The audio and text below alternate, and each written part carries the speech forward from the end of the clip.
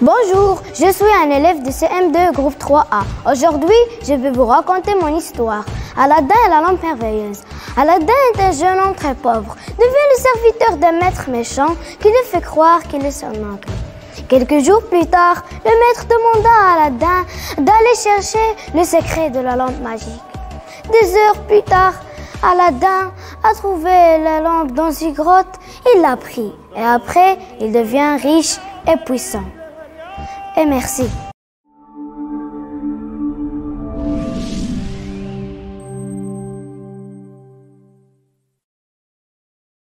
Bonjour tout le monde, je suis Golani Mohamed Reda, un élève de CM2 groupe 4A. Aujourd'hui, je vais vous raconter mon histoire intitulée Le chat et le gigot. Juha va en marché acheter un gigot de 3 livres. Il rentre chez lui et donne la viande de sa femme en lui demandant « Voici la viande pour le déjeuner, fais-la cuire à point comme je l'aime, puis il sort. » Sa femme fait cuire le gigot, comme on frappe à la porte et l'ouvre. C'est son frère qui revient de voyage. Il a faim.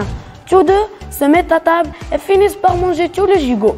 Juha entre et dit « Ça sent bon, où est la viande que j'ai achetée ?»« Le chat a tout mangé pendant que j'étais occupé à faire le ménage, » répond sa femme.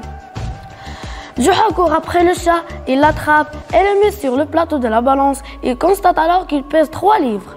« Oh !» crie-t-il à sa femme, « si les 3 livres sont de la viande, où est le chat? Et si c'est le pot du chat, où est la viande ?» Et merci.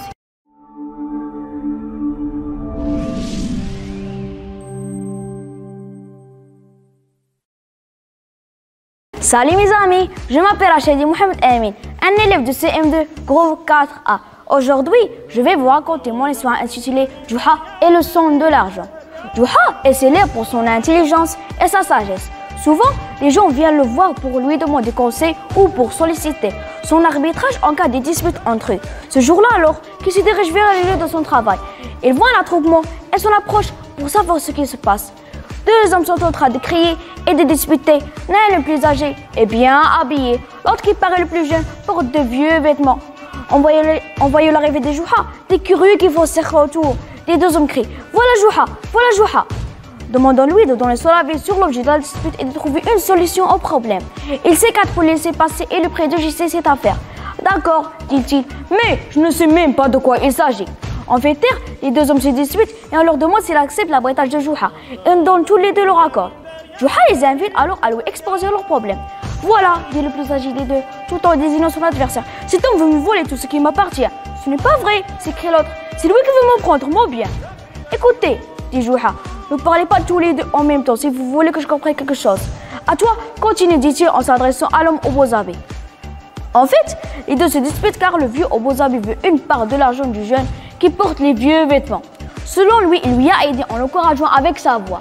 Donc, Juha lui a demandé de le récompenser aussi en lui faisant écouter le son de l'argent que le pauvre bûcheron a gagné grâce à ses efforts et non à sa voix. Et merci.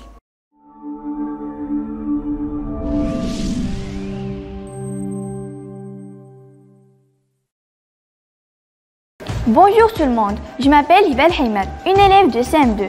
J'espère que vous allez bien. Aujourd'hui, je vais vous raconter le conte de Juha qui s'appelle La marmite qui meurt en couche. Juha vient frapper un jour à la porte de sa voisine Fatima. « Peux-tu me prêter une de tes marmites? J'en ai besoin pour faire mon repas. » « Bien sûr, lui dit-elle, je vais te la chercher. » La voisine revient avec une marmite de taille moyenne qu'elle donne à Juha. Le lendemain, Juha posa une petite marmite à l'intérieur de la première et frappa à la porte de sa voisine. « Merci beaucoup ma sœur, voici ta marmite et mon du grand service. » Mais Juha, la petite n'est pas à moi. « Mais si, la nuit, ta marmite a accouché d'une petite. Si ça fait donc que tu reviens de droit. » La voisine se moqua de l'autorité de Juha et fut contente de gagner une petite marmite.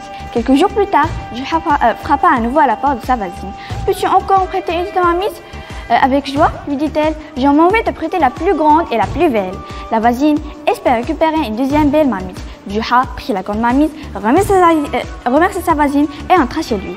2 jours passèrent, puis 4, sans aucune nouvelle de Juha. La voisine commença à s'inquiéter et finit par frapper à la porte de son voisin.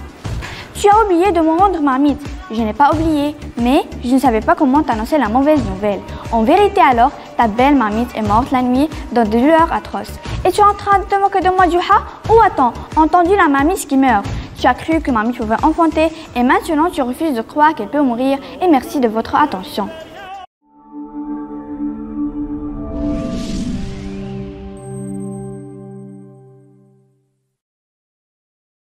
Salut tout le monde, je m'appelle Mohamed Amin Koukabi.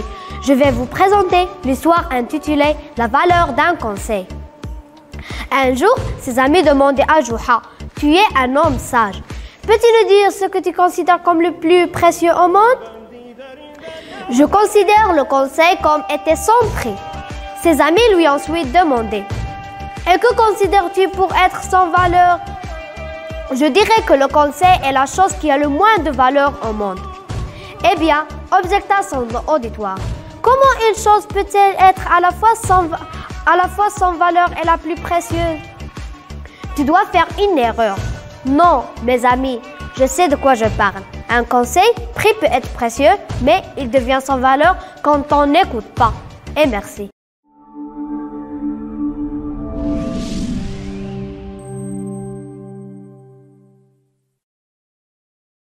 Salut tout le monde, je suis Dahmani Ali, un élève de CM2. Aujourd'hui, je vais vous raconter l'histoire intitulée Le clou de Juha. Juha possédait une maison dont il avait hérité de son père. Tout le monde en parlait tant qu'elle était spacieuse et bien placée. De nombreux villageois se faisaient souvent inviter à n'importe quel prétexte. À de nombreuses reprises, un riche commerçant avait fait d'alléchantes propositions de rachat à Juha. À chaque jour, et sous la demande de son épouse, il finit par accepter. Mais Juha lui avertit que dans cette maison, il y a un clou percé dans un mur et qu'il n'a pas le droit de le toucher ni d'enlever.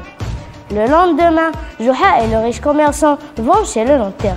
Et quand le notaire lit qu'est-ce qu'il y a dans le papier, il a lu que le clou percé dans le mur est à Juha et que le riche commerçant n'a pas le droit de le toucher ni d'enlever.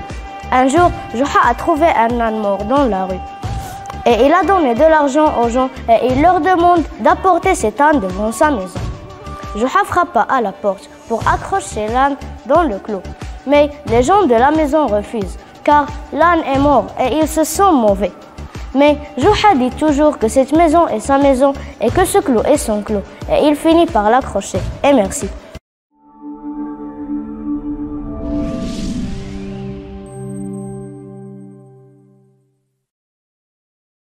Bonjour tout le monde, je suis Raida Moudi. Je vais vous raconter l'histoire intitulée de Juha et le pommier. Juha a un certain âge planté un pommier dans son jardin. Quand le sultan vint à passer, il s'arrêta et dit à Juha d'un ton manquant, « Voyons, pourquoi tu donnes tant de peine? Tu ne mangeras jamais les fruits de ce pommier. Tu sais bien que tu mourras avant qu'il ne commence à produire des pommes. » Ce à quoi Juha répondit, « Ô sultan, nous mangeons les fruits des pommiers plantés par nos pères, et nos enfants mangeront les fruits des pommiers plantés par nous. » Cette réponse, pleine de sagesse, plut au sultan, qui en récompense de plus en plus, et donna une pièce d'or.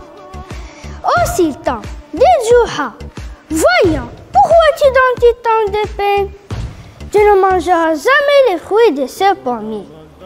Cette remarque fait rire le sultan, qui lui donna une pièce d'or.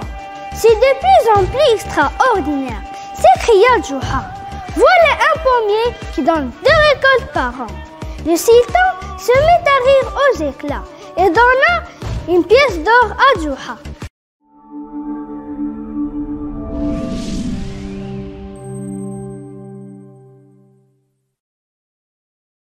Bonjour tout le monde, je suis Mohamed Widaghi Zawi, un élève de CM2. Aujourd'hui, je vais vous raconter une histoire que je lis, Juha et le marchand. Un beau jour d'été, Juha se rendit au marché. Dès qu'il traversa la porte, son œil fut attiré par de belles étoffes. Il demanda alors au marchand la valeur de ce tapis. Le marchand lui répondit « 200 dinars, monsieur ». Juha fut étonné et demanda les raisons de ce prix exorbitant. Le marchand lui répondit que c'était 100% soie, la meilleure soie qui soit. Ceci dit Juha savait que le tapis n'était pas de la soie. Donne 1 dinar au marchand. Le marchand lui dit « Mais cela n'a rien à voir avec le prix que je vous ai annoncé ». Juha lui répondit « Mais mon argent, c'est 100% argent. » Et merci.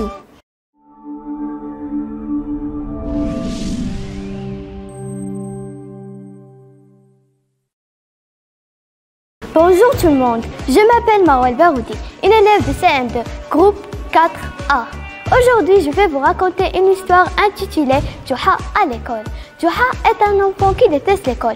Il ne fait aucun effort pour réussir. Un jour, la maîtresse demande aux élèves de dessiner un oiseau sur une branche. Juha a dessiné seulement une branche puisqu'il ne sait pas comment dessiner. Et quand la maîtresse a vu son dessin, elle lui dit: « Où est l'oiseau Juha ?» Il s'est envolé quand il a frappé les mains. La maîtresse comprend que Juha lui faut beaucoup de temps pour dessiner et elle lui dit: « À la maison, tu dessines une vache qui brûle l'herbe. Et la séance prochaine, tes camarades vont aussi la dessiner. » La séance suivante, la maîtresse voit le dessin de Juha, mais la feuille était blanche et lui dit: « Où est la vache Juha? Est-ce qu'elle s'est envolée comme l'oiseau ?»« Non maîtresse, elle a mangé de l'herbe puis elle est partie. » Merci.